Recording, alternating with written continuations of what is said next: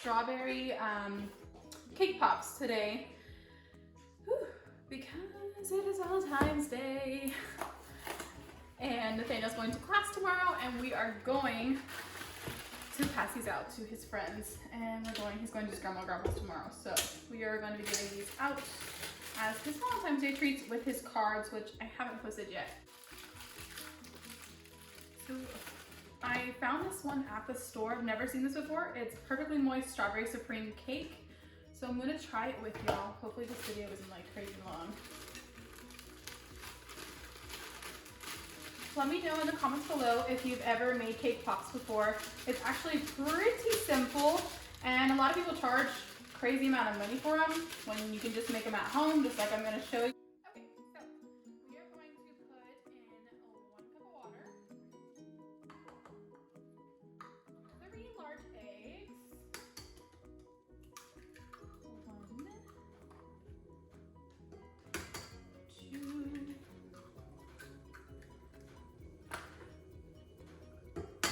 and 3. Alright. And then we're going to put 1/3 cup of vegetable oil. I hope I have enough.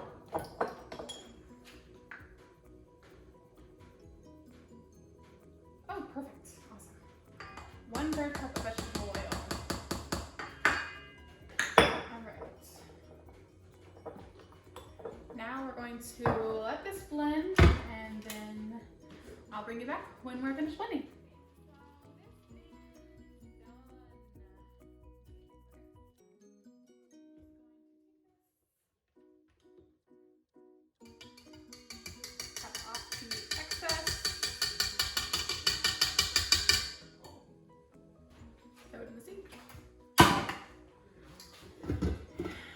And get this.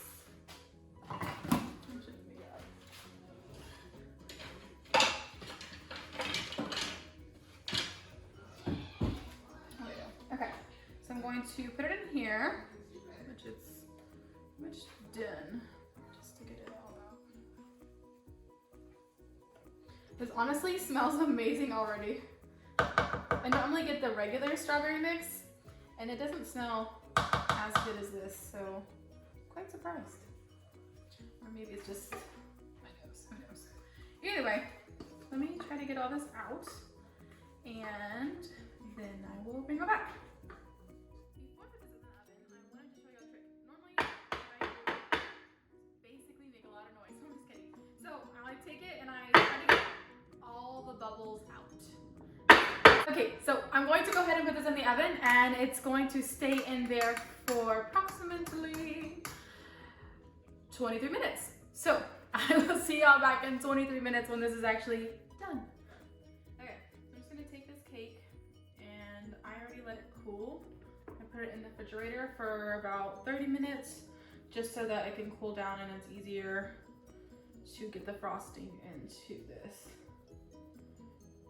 So I'm just going to take this cake, which by the way is very moist, and I'm seeing a lot of strawberries, which is different than the regular cake mix that I'm using. So I'm gonna save some of this just to eat regular, but the rest I'm going to put in here.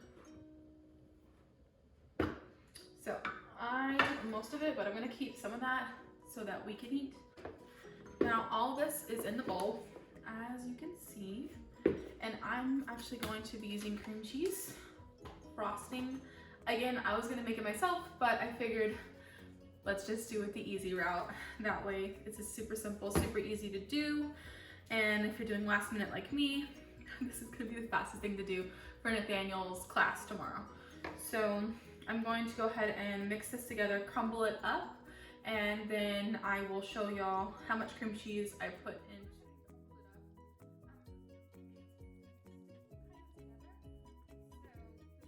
This is the different cake mix. So I'm gonna go ahead and put this back in the refrigerator, let it get a little cold now that it's all crumpled, and let that get a little hard. That way I can roll it up after the cream cheese is in there easier, and put it on a cookie sheet, and then put it in the freezer so it can get hard, and then I can start putting the chocolate on there. So I'm gonna go ahead and put this in the freezer for a little while, let it get cold, and then we'll start the next process. So I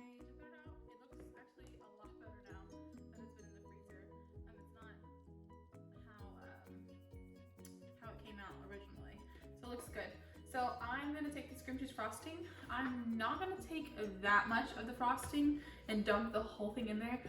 When I first started making cake pops, I made that mistake of dumping the entire thing into the cake mix, and it turned out, well, it wasn't disgusting. It was just very sweet. It was very hard to put together, and then it looked gross trying to get in the chocolate, and it was just not working. So I'm gonna take a little bit of this at a time. I think that much is not enough, but it's better to take your time and mix it all in together, because you don't want to put too much, but at the same time you don't want to put too little. You want it all to get in there and mix very, very well. So I'm going to get a fork real quick so I can scoop this off. 1 second.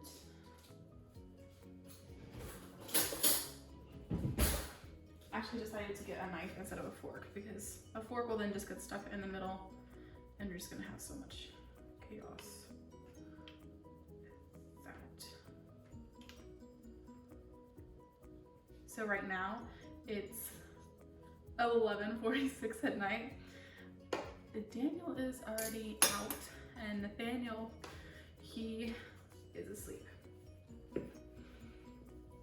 This is probably, besides dinner time, this is probably the only time I can actually do stuff, because if not, Nathaniel will be over here like, let me try, mommy, let me try. And he loves to help bake and cook and all kinds of stuff. Okay, so I grabbed a pan. Normally I would use parchment paper, but for now, since we're just gonna make it frozen, there's really no need, so we're not baking it again. So I'm gonna go ahead and just take about 1/8 of a cup for each ball and do that, and try to get this done pretty fast. Well, it will come out. And then I will meet y'all once I'm finished making all these balls. So that actually didn't take long at all. I got them pretty fast going through. So this is what it made. It made 20 cake balls. So now what I'm gonna do is put these into the freezer, let them get hard, because we do not want them to be soft. If you dip this into the chocolate, it's just gonna go everywhere. It'll look gross. I would not want to do that. So I'm going to go ahead and put this into the freezer, and then after that, we'll start the chocolate process. And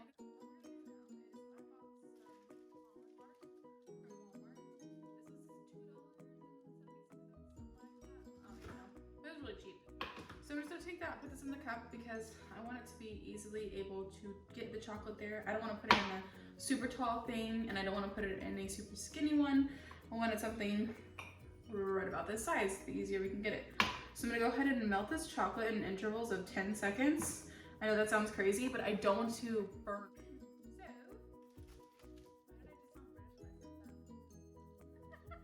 Either way, I did 3 pieces of it, and it made, sorry, this is hot, basically almost the entire cup.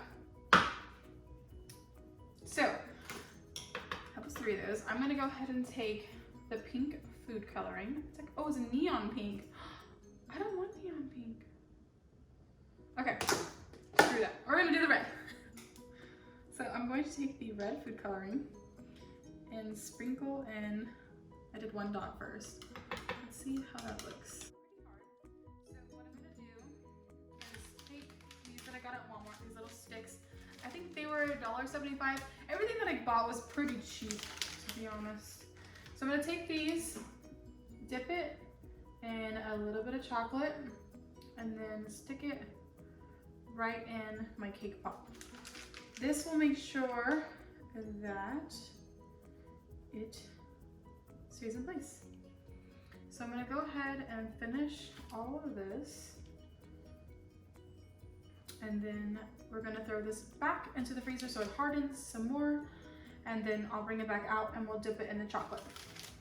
So, cake pops turned out super cute. You can tell that it's done because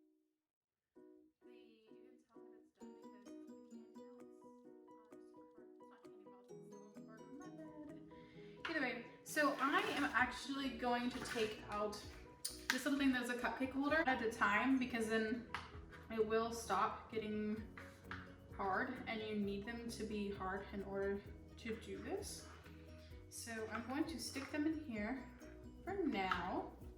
You can do this any way you want. If you have foam or, I don't know. I mean, you honestly don't have to do it this way. You could just take like this, dip it, put it back on parchment paper if that's easier for you. I want to do it this way because I feel like it looks nicer than having the bottom of it be hard. So, and it gives it more of a round shape when I go back in. So these are the ones that I'm going to keep for now. That's 2, 4, 6, 7, 8, 9, 10. And I'm gonna put the rest of these back in the freezer. So I'm gonna go ahead and do this for this one. Just dunk it in real fast, slip it around, bring it up, tap off the excess. I used to not tap off all the excess, and then it would take forever to dry. So if you do it this way, I feel like it's better and it gets nice. Now my cake balls aren't gonna be completely round because I didn't use a scooper. I used my hands just to see how it would work since I don't have that scooper and I wanted to get this video done today. So here you go, cute cake pop, and then just take it, tap off the excess. Takes a while to get all of it off. Okay, boom. And then you have your cute little cake pop. All right, I'm gonna continue this instead of making a long video of me just going around in circles. So I'm gonna go ahead and do this and then I'll show you the end product. And then I am going to put these cute sprinkles I found on it. I forgot I wanted to do half. I'll show you the half this. So my recommendation is just take a cup, put it around, and then just put it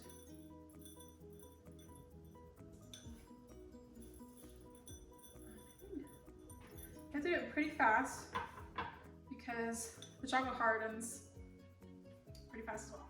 So this is these heart-shaped sprinkles on top of your cake pop. It is super cute, to be honest. Super excited about that. So I'm gonna finish these and then I'll show you all the ending.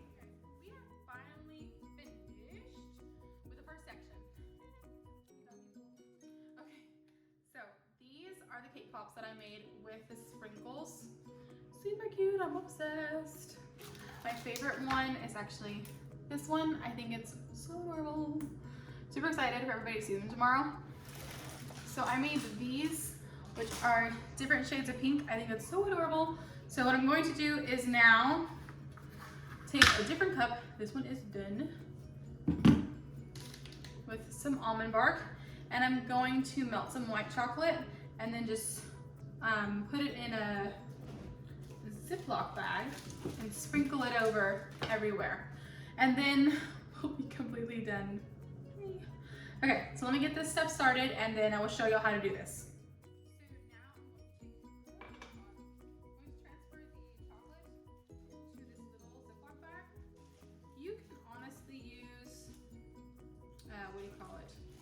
Professional bag, but who's got the time for that, right? That just costs more money and there's no need. So just gonna take that, have your chocolate, the chocolate, and just drizzle, drizzle, drizzle. Okay? You can make any kind of design you want. I like to just do the lines. I should have put that, oh, there we go.